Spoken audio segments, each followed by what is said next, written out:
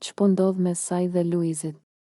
Kiara, qeshnim në fillim, por tani kemi edhe zënka, e ftuar në emisionin ndryshe me Salsano Rapin dhe Elona Duron në Radion Top Albania, ka qenë moderatorja e njohur Kiara Tito.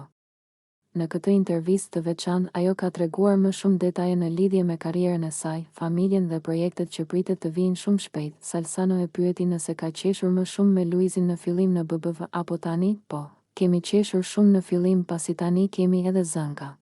Për çfarë zihen ata më shumë? Poja tani si të gjithë çiftet, e ndihmon Luizi, Kiarën me Lunën, më ndihmon, është një baba shumë i përkushtuar.